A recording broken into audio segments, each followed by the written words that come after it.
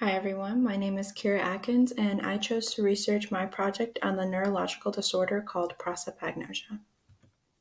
Prosopagnosia is a neurological disorder, also referenced as a cognitive disorder, where a person's ability to recognize faces is impaired.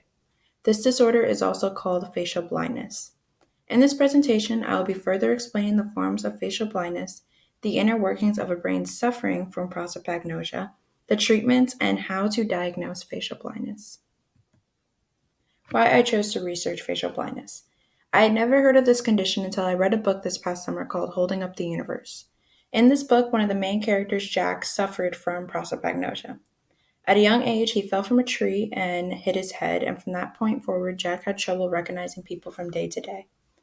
I was so invested in the book that I decided to look up the condition for myself, and I found it so interesting.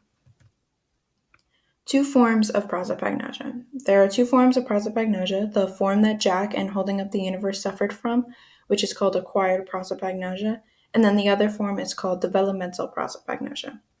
Tests have been made to study both conditions and have discovered that there are no deficits in intelligence or learning ability in both forms.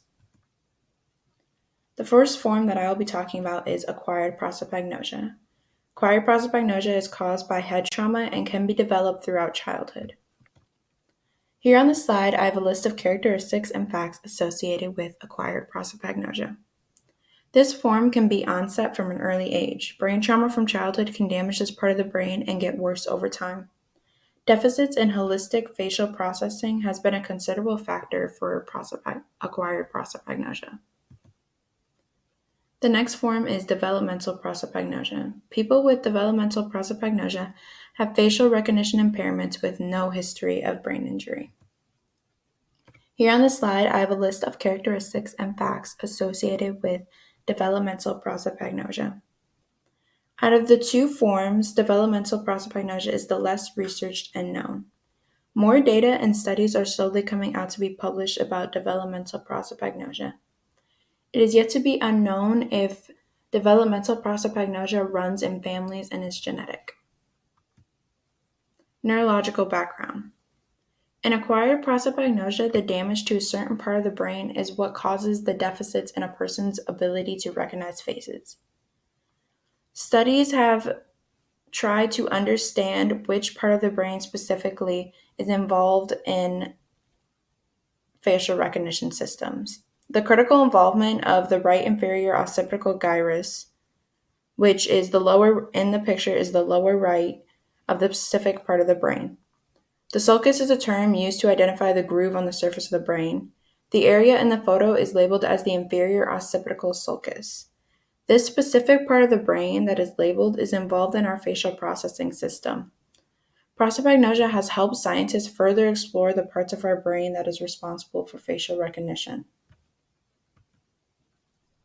Techniques to cope. People with facial blindness will resort to using memory strategies in order to avoid ever letting others know that they will have forgotten a face.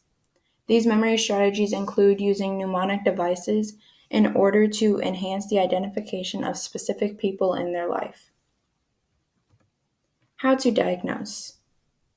These sort of tests are used to identify specific problems within a person's ability to identify faces.